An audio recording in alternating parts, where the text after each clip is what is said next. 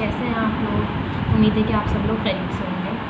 आज जो है हम एक नया टॉपिक स्टार्ट करने जा रहे हैं जिसे हम कहते हैं इलेक्ट्रॉनिक कॉन्फ़िगरेशन।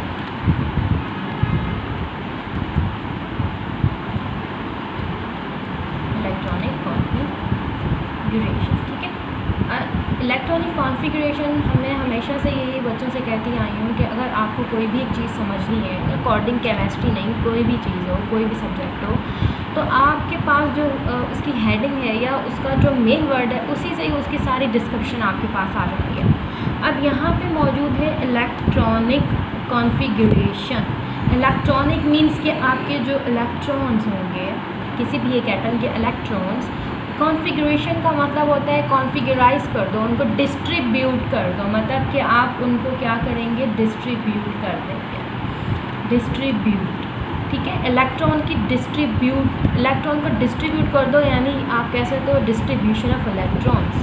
अब यहाँ पे सवाल आता है कि इलेक्ट्रॉन को हम डिस्ट्रीब्यूट कहाँ कैसे कर सकते हैं, तो वो सारा टर्म मिलकर कहलाता है इलेक्ट्रॉनिक कॉन्फ़िगरेशन। इलेक्ट्रॉनिक कॉन्फ़िगरेशन सीखने के लिए आपको यहाँ पे मज़ीद कुछ और चीज़ें कि एक एटम है, फॉर सपोज आपके पास XYZ, ये कोई भी एटम है, इसका आपने यहाँ न्यूक्लियस बना दिया है, ठीक है। न्यूक्लियस हम लोग एटॉमिक स्ट्रक्चर में ये चीज़ें पढ़ चुके हैं कि एक एटम है, एटम का एक न्यूक्लियर पार्ट है जहाँ पे आपके पास प्रोटॉन मौजूद है और आपके पास न्यूट्रॉन। ये जो पॉजिटिव चार्ज है ये प्रोटॉन की वजह से, और जो उसके इलेक्ट्रॉन है वो न्यूक्लियस के अराउंड क्या कर रहे हैं, रिवॉल्व कर रहे हैं, न्यूक्लियस के अराउंड वो रिवॉल्व कर रहे हैं और इलेक्ट्रॉन के पास नेगेटिव चार्ज मौजूद है, ठीक है। अब प्रोटॉन और न्यूट्रॉन तो न्यूक्लियस के अंदर पैक्ड है, बैठे हुए आराम से, लेकिन जो इलेक्ट्रॉन है वो उसकी जो नेचर है वो क्या करती है, वो एटम के इर्द गिर्द वो रिवॉल्व करते हैं, एटम के इर्द गिर्द वो रिवॉल्व कर रही है। तो अब यहाँ पे एटम जैसी इलेक्ट्रॉन जैसी न्यूक्लियस के गिर्द राउंड करता है तो वो एक शेल क्रिएट करता है। क्या क्रिएट करता है वो, एटम रिवॉल्व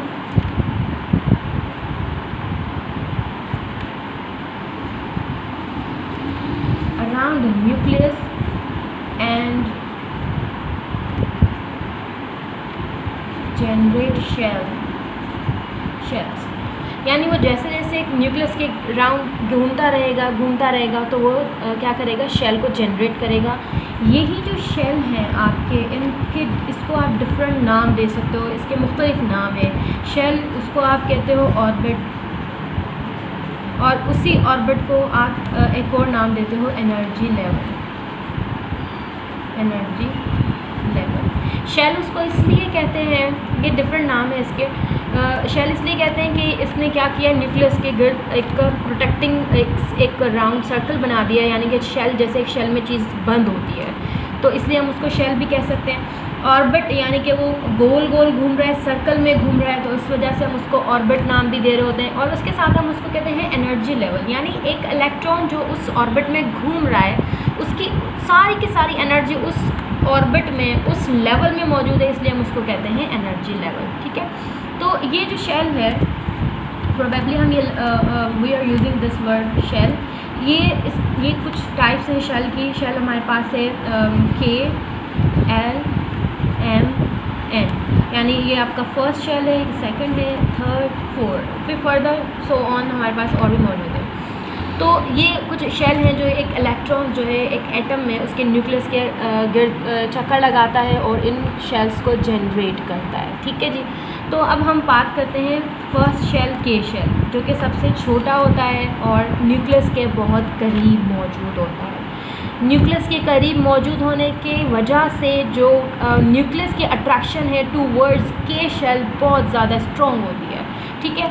तो के शेल के पास इलेक्ट्रॉन्स होते हैं 2, यानी उसकी कैपेसिटी। अब हम देखते हैं यहाँ पे कि यहाँ पे अगर हम बात करें, ये हमारे पास मेजरमेंट्स मौजूद हैं कि जो के शेल है उसमें 2 इलेक्ट्रॉन हैं, जो हमारा एल शेल है उसमें 8 इलेक्ट्रॉन्स हैं, और जो हमारा एम शेल है उसमें 18 इलेक्ट्रॉन्स, और जो हमारा एन शेल है उसके अंदर हमारे पास 32 इलेक्ट्रॉन्स मौजूद हैं, ठीक है। यानी शेल जितना न्यूक्लियस के पास होगा टूवर्ड्स न्यूक्लियस अट्रैक्शन उसकी उतनी ज़्यादा स्ट्रॉन्ग होगी, वो उतना ज़्यादा अट्रैक्टेड होगा टूवर्ड्स न्यूक्लियस, और उसके इलेक्ट्रॉन ज़ाहिर है वो शेल के अंदर इलेक्ट्रॉन मौजूद हैं तो वो अपने पॉजिटिव चार्ज से उतने ज़्यादा बॉन्डेड होंगे और उनको वहाँ से निकालना उतना ही ज़्यादा मुश्किल होगा।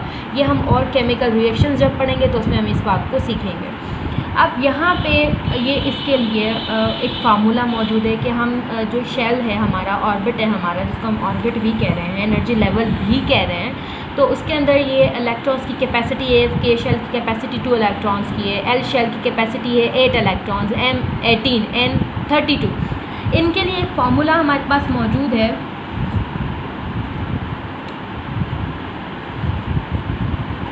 To determine the capacity of electron in a shell. उसके लिए हमारे पास फार्मूला मौजूद है 2n स्क्वायर। अब ये फार्मूला, इसके ज़रिए हम किसी भी शेल के अंदर मौजूद जो इलेक्ट्रॉन्स होंगे उनकी कैपेसिटी मालूम कर सकते हैं। n क्या है? n is the number of shell. वो जो आपके पास शेल मौजूद है KLMN, और उनके पास एक नंबर मौजूद है 1 2 3 K for K number is 1, for L number is 2, for M number is 3, for N number is 4। These numbers are n। ये जो नंबर्स हैं ये रिप्रेजेंट हो रहे हैं n से, और ये आपके फार्मूला में मौजूद है। 2 भी मौजूद है और ये स्क्वायर भी मौजूद है। अब आप क्या करेंगे, 2 आपने फार्मूले में जो मौजूद है उसको लिख दिया। उसके बाद n की जगह अगर मैं कहूँ कि K शेल की, तो हमें मालूम है, अगर मैं इसको यहाँ पे हटा दूँ और मैं आपसे पूछूं कि K शेल की कैपेसिटी कितने इलेक्ट्रॉन्स रखने की है, तो हम फार्मूला वाला 2 रखेंगे। n की जगह मैंने कहा कि n is the number of that shell, XYZ shell जो भी हो। यहाँ पे K की रिक्वायरमेंट है तो K शेल के लिए नंबर है हमारे पास 1, और उसको हम होल स्क्वायर देंगे। मीन्स 1 into 1 is 1, यानी कि 2 मल्टीप्लाई बाय 1 इज़ 2। तो आपको पता चल गया कि K शेल है उसकी कैपेसिटी है हमारे पास 2 इलेक्ट्रॉन्स की। K शेल हमारे पास 2 इलेक्ट्रॉन्स की कैपेसिटी रखता है। इसी तरह आप दूसरा जो शेल है उसको मालूम कर सकते हो। L शेल, उसका नंबर हमें मालूम है कि उसका नंबर है 2, और उसके बाद होल स्क्वायर, यानी 2 2 ज़ा 4। 4 को आप मल्टीप्लाई करेंगे 2 से तो वो आपका हो जाएगा 8 इलेक्ट्रॉन। इसका मतलब है कि जो L शेल है उसकी कैपेसिटी है 8 इलेक्ट्रॉन्स को रखने की, वो 8 इलेक्ट्रॉन्स अपने अंदर रखता है।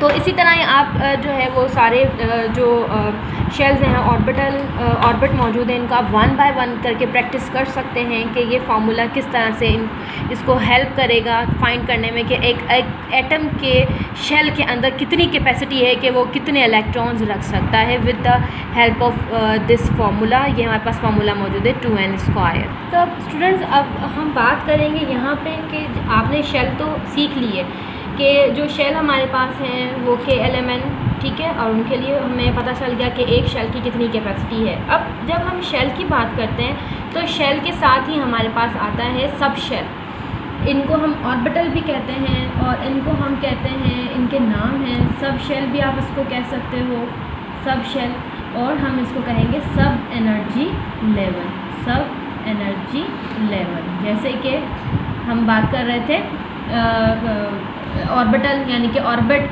सब शेल यानी शेल, सब एनर्जी लेवल यानी एनर्जी लेवल, जो हम KLMN। अब KLMN के अंदर ही ये ऑर्बिटल्स मौजूद होते हैं। मैं अगर आपको समझाना चाहूँ तो जैसे कि हमारे पास एक K शेल है, ठीक है, ये हमारा क्या है K शेल, इसका नंबर है 1। K शेल एक कमरा है, एक रूम है, एक आपके घर का एक कमरा है, ठीक है, और इस कमरे में अब जाहिर है कि आप क्या करोगे, फ़र्श पे तो नहीं ना सोओगे, आप उसके अंदर बेड रखने लग जाओगे, यानी कि आप उसमें बेड की एडजस्टमेंट करोगे। एक कमरे के अंदर हमारे पास बेड मौजूद है, तो ये आपका एक शेल क्रिएट कर दिया जिसको हम कह रहे हैं K, और K शेल के अंदर हमें पता है कि कैपेसिटी है जस्ट 2 इलेक्ट्रॉन्स, यानी उसमें 2 लोग रह सकते हैं। तो आप उसमें क्या करेंगे, एक कमरा बनाएंगे, एक बेड रख देंगे, एक बेड रख देंगे, डबल बेड हम उसमें रख रहे हैं, डबल बेड हम उसमें रख रहे हैं, ठीक है। यानी कि एक सब शेल, यानी कि एक ऑर्बिटल हम उसमें रखेंगे। यहाँ पे मैंने ऑर्बिटल की डिस्क्रिप्शन लिखी है कि एक ऑर्बिटल है, उसमें s p d f।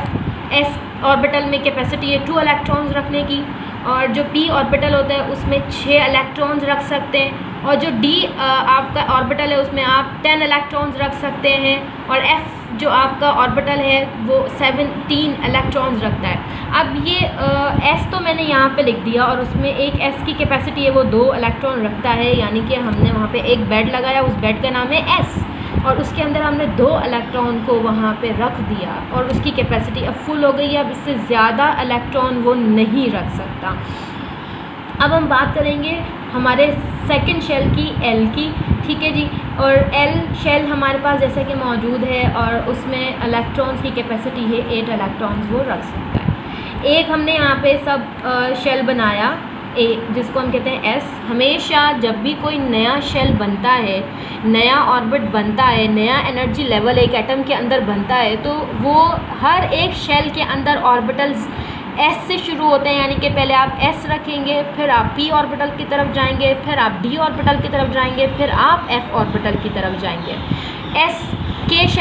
K shell की कैपेसिटी 2 इलेक्ट्रॉन्स की है, इसलिए सिर्फ हमें 2 इलेक्ट्रॉन एडजस्ट करने थे, तो वो S ऑर्बिटल हमारे पास 2 इलेक्ट्रॉन की कैपेसिटी रखता है, तो हमने उसमें वो सिर्फ एक ऑर्बिटल बना दिया। वो कौन सा है? S orbital. जब हम बात करते हैं L शेल की, L शेल में 8 इलेक्ट्रॉन्स हैं। 8 इलेक्ट्रॉन्स मींस के उसके पास 8 में से 2 हमने दे दिए S ऑर्बिटल को, जो कि 2 यहाँ पे हमने रख दिए। अब मैं इसको आपको भी और एक और बात समझाती चलूँ कि शेल ऑर्बिटल्स के अंदर जब भी आप इलेक्ट्रॉन्स को रखेंगे विद अपोजिट स्पिन, इनकी जो स्पिन होगी वो क्या होगी? स्पिन क्या होगी? इनकी अपोजिट होगी। अपोजिट स्पिन के साथ ये यहाँ पे रखे जाएंगे। मतलब अगर आप इनके स्पिन सेम कर देंगे तो ये एक टाइम आएगा, ये रिवॉल्व करते हैं और ये एक दूसरे से टकराव पे कॉलिजन कर देंगे। तो जब आप इनकी अपोजिट स्पिन कर देंगे, एक की क्लॉकवाइज एक की एंटी क्लॉकवाइज, तो इनमें कॉलिजन क्रिएट नहीं होगी, डिस्टर्बेंस पैदा नहीं होगी। अब 8 में से 2 इलेक्ट्रॉन हमने सब ऑर्बिटल के अंदर रख दिए हैं। अब हमारे पास s ऑर्बिटल कंप्लीट हो गया, तो हम दूसरे ऑर्बिटल की तरफ जाएंगे जो कि हमारा है p, यानी कि p ऑर्बिटल। p ऑर्बिटल के बारे में मैं आपको बताती चलूँ कि p ऑर्बिटल अपने अंदर 3 ऑर्बिटल को जनरेट करता है। 3 ऑर्बिटल को जनरेट करता है। एक उसके पास होता है x, एक उसके पास होता है y, एक उसके पास होता है z।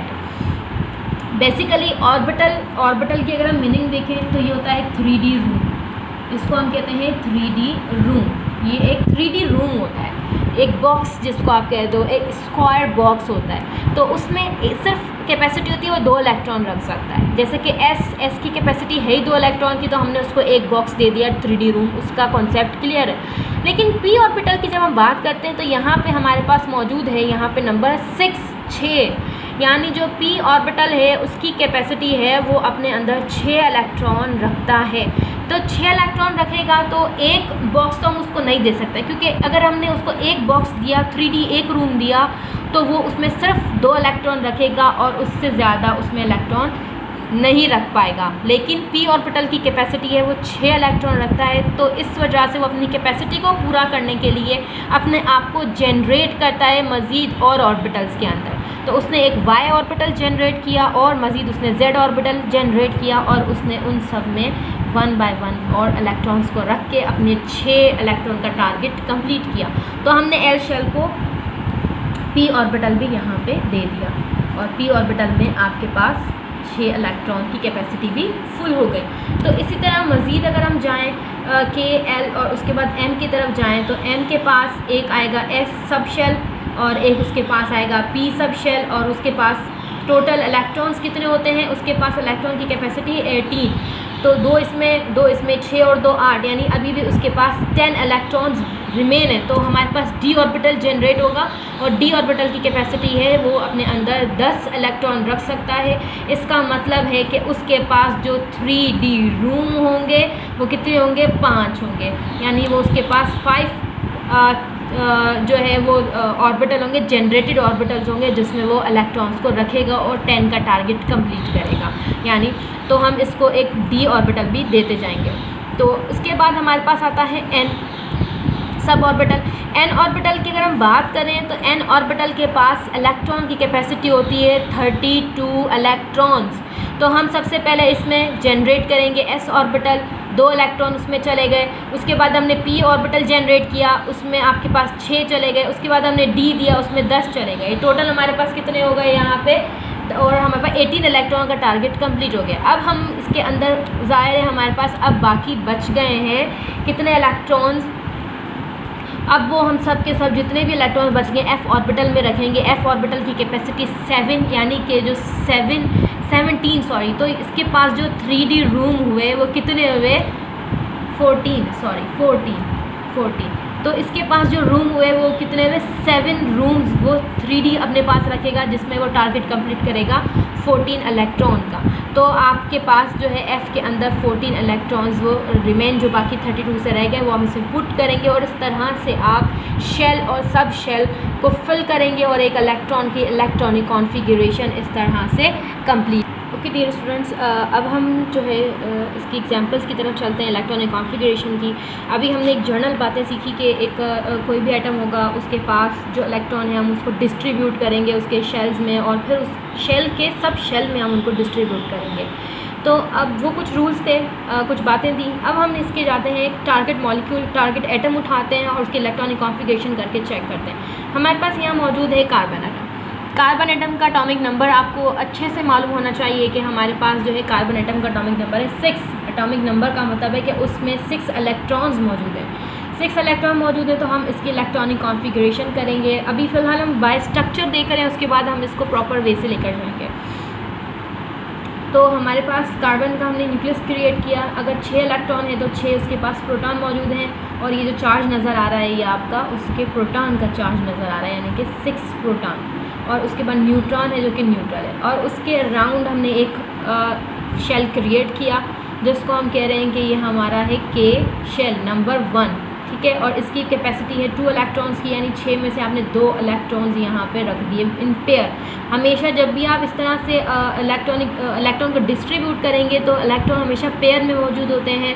ऐसा कभी भी नहीं होगा कि एक इलेक्ट्रॉन यहाँ और एक इलेक्ट्रॉन यहाँ, ये गलत कॉन्सेप्ट है। ये हमेशा इलेक्ट्रॉन पेयर्स में मौजूद होते हैं। 2 इलेक्ट्रॉन आपने रख दिए, बाकी बचे यहाँ पे 4। तो आप एक और ऑर्बिटल इसके राउंड क्या करेंगे, क्रिएट करेंगे, जनरेट करेंगे। सेकंड ऑर्बिटल बन रहा है, सेकंड ऑर्बिटल को हम कहते हैं एल की कैपेसिटी होती है हमारे पास 8 इलेक्ट्रॉन की। अब हमारे पास अकॉर्डिंग टू कार्बन एटम जो हमारा टारगेट एटम है उसके अंदर 6 इलेक्ट्रॉन है, 2 हमने रख दिए फर्स्ट शेल में। सेकेंड शेल हम रखेंगे, उसके अंदर आपके पास 4 इलेक्ट्रॉन्स रह गए तो हम इसके अंदर 4 इलेक्ट्रॉन्स रख देंगे, but in the form of pair 2 electrons and 2 electrons. Means ये सिर्फ इसके पास अभी इस वक्त कैपेसिटी है 4 इलेक्ट्रॉन रखने की, लेकिन इसकी जो फुल कैपेसिटी 8 इलेक्ट्रॉन, यानी इसके पास अब 4 इलेक्ट्रॉन की डेफिशिएंसी है। अब यहाँ पे मैं आपको बात समझाती चलूँ कि इलेक्ट्रॉन को जो है वो इलेक्ट्रॉन्स की केमिकल रिएक्शंस क्यों होते हैं, क्या रीज़न्स हैं, क्यों वो इलेक्ट्रॉन लूज़ करता है, क्यों गेन करता है। अब अगर आप देखें तो उसका फर्स्ट शेल तो कंप्लीट है, फर्स्ट शेल इसका कंप्लीट है। सेकंड शेल को अगर हम देखते हैं तो उसकी कैपेसिटी है 8 इलेक्ट्रॉन्स की, और वो रखता अपने अंदर इस वक्त अकॉर्डिंग टू कार्बन एटम वो अपने अंदर 4 इलेक्ट्रॉन को रख रहा है, यानी कि उसको अपना ये एल शेल कंप्लीट करने के लिए 4 और इलेक्ट्रॉन चाहिए, यानी कि वो गेन करेगा। यानी कार्बन क्या करेगा, गेन करेगा। जब वो गेन करेगा तो उसका ये शेल भी कंप्लीट हो जाएगा। यही रीज़न है, मैं आपको अभी सिर्फ एक बात समझा रही हूँ, यही रीज़न है कि एक इलेक्ट्रॉन एक एटम जो है वो इलेक्ट्रॉन को गेन करता है और उसको लॉस करता है, क्योंकि उसे अपना शेल जो उसका इसको हम जो लास्ट शेल होता है किसी भी एटम का लास्ट शेल, वो कोई भी हो सकता है, के भी हो सकता है, एल भी हो सकता है, डिपेंड करता है उसके एटॉमिक नंबर पे। जो लास्ट शेल होता है उसको हम जो है वैलेंस शेल कहते हैं। Last shell of any atom is valence shell, यानी किसी भी एटम का जो लास्ट शेल होगा वो उसका वैलेंस शेल कहलाएगा। उम्मीद है कि आपको ये बातें समझ में आ रही होंगी, ठीक है। तो अब इसके अंदर अगर हम देखें ऑर्बिटल, तो हमारे पास के शेल है, तो वो जो 2 आपके ऑर्बिटल्स मौजूद हैं वो किस में मौजूद हैं, एस ऑर्बिटल में मौजूद हैं, ठीक है। और जो हमारा सेकंड ऑर्बिटल है, हमने 4 इसके अंदर इलेक्ट्रॉन रखे हैं, तो ये 2 इलेक्ट्रॉन है, ये तो चले गए हमारे एस ऑर्बिटल के अंदर।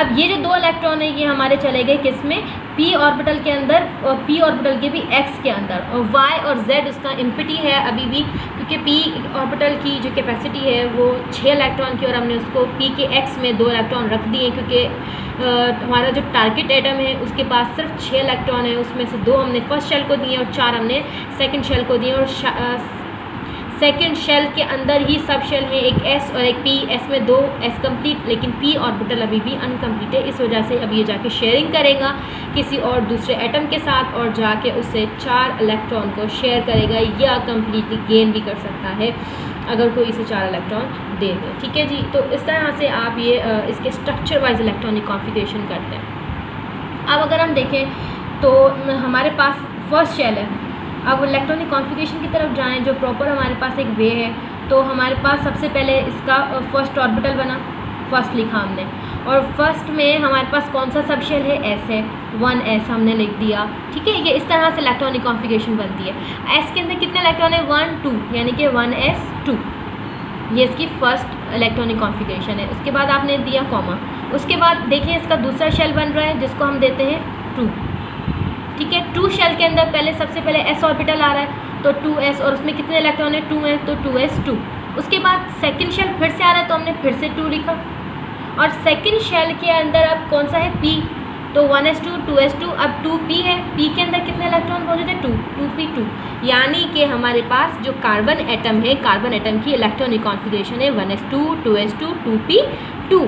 ठीक है जी, अब अगर हम नेक्स्ट एक और टारगेट मॉलिक्यूल एटम ले लेते हैं, कार्बन के बाद हम ले लेते हैं यहाँ पे ऑक्सीजन को ले लेते हैं। ऑक्सीजन है, ऑक्सीजन का जो एटॉमिक नंबर है वो कितना है, वेट है 16 है, लेकिन एटॉमिक नंबर इसका कितना है, 8 इलेक्ट्रॉन। तो इसका अगर इस तरह से स्ट्रक्चर ड्रॉ करेंगे तो आपको ये लिखना आसान हो जाएगा, आपके लिए इजी हो जाएगा कि ये इलेक्ट्रॉनिक कॉन्फ़िगरेशन हम किस तरह से लिखते हैं। 8 इलेक्ट्रॉन है, डिस्ट्रीब्यूट करेंगे, शेल बनाएंगे, शेल में आपके 8 प्रोटॉन्स मौजूद हैं। ठीक है जी, और न्यूट्रॉन मौजूद है। इलेक्ट्रॉन फर्स्ट शेल बनाएगा, और ये इसका फर्स्ट शेल है, फर्स्ट मीन्स के शेल, इसमें आपके पास एस ऑर्बिटल बनेगा, और उसमें 2 इलेक्ट्रॉन की कैपेसिटी है, ये आपका एस ऑर्बिटल बन गया। मज़ीद अब उसके बाद 6 इलेक्ट्रॉन रह गए, तो उसने एक और ऑर्बिटल जनरेट किया, जिसको हम कहते हैं, ये इसका क्या है, सेकंड शेल है, एल शेल। एल शेल की कैपेसिटी है 8 इलेक्ट्रॉन रखने की, लेकिन according to the target atom हमारे पास अब टोटल 8 में से 6 बाकी रह गए हैं, और 2 इलेक्ट्रॉन हमने उसके फर्स्ट शेल में रख दिए हैं। तो हम क्या करेंगे, सबसे पहले एस ऑर्बिटल जनरेट करेंगे, एस में 2 रखे, उसके बाद अभी भी हमारे पास 6 हैं, 6 में से 2 चले गए, 4 मौजूद हैं, तो हमने पी ऑर्बिटल जनरेट किया, पी ऑर्बिटल का हमने यहाँ पे पी एक्स बनाया। ठीक है जी, और उसके साथ साथ हमने एक और पी का बनेगा जिसको हम कहते हैं पी वाई ऑर्बिटल, और उसमें हमने 2 इलेक्ट्रॉन रख दिए। तो इस तरह से हमारे पास ऑक्सीजन के जो सेकंड शेल के लिए टारगेट एटम इलेक्ट्रॉन्स थे वो हमने यहाँ पे रख दिए। अब इसके इलेक्ट्रॉनिक कॉन्फ़िगरेशन करें, फर्स्ट शेल यानी कि 1 और 1 और उसका ऑर्बिटल कौन सा, s, 1s, और उसमें कितने इलेक्ट्रॉन है, 2, तो 1s2। सेकंड शेल की तरफ हम जाएंगे, यानी कि सेकंड है तो हम लिखेंगे 2। सबसे पहले उसका कौन सा ऑर्बिटल फिल हुआ था, s, 2s, s में कितने इलेक्ट्रॉन है, 2, 2s2। समझ में आ रही है बात आपको? उसके बाद वेरी गुड, समझ रहे हैं आप लोग। अब देखें सेकंड शेल के बाद, सेकंड शेल में उसका फर्स्ट ऑर्बिटल के बाद एक और सेकंड ऑर्बिटल भी है जिसको हम कहते हैं पी हमारे पास मौजूद है, तो हम वो कौन से शेल में, 2 में, तो हम सबसे पहले लिखेंगे 2, पहले उसका पी एक्स, 2p, और पी एक्स और पी वाई टोटल कितने, 4, तो 2p4। तो इलेक्ट्रॉनिक कॉन्फ़िगरेशन ऑक्सीजन की हो गई 1s2 2s2 2p4। इस तरह से आप मज़ीद एटम्स को लेते जाएं और उनके इलेक्ट्रॉन्स को पहले इस तरह स्ट्रक्चर में उनको डिवाइड करें, जिसके ज़रिए आपको ये आसान हो जाएगा कि आप किस तरह से उनकी इलेक्ट्रॉनिक कॉन्फ़िगरेशन लिख सकते हैं। तो उम्मीद है कि आपको ये बात समझ आ गई होगी। अगर कोई बात आपको समझ नहीं आई है, अगर आपको कोई क्वेश्चन है, तो आप यहाँ पे कमेंट बॉक्स में मुझे इस वीडियो में आप मुझसे पूछ सकते हैं, और आप बता भी सकते हैं, आप मुझे बताएँ कि आपको ये बात समझ आ गई है, तो आप मुझे इस कॉमेंट बॉक्स में बताइएगा। Have a great day. अल्लाह हाफ़िज़।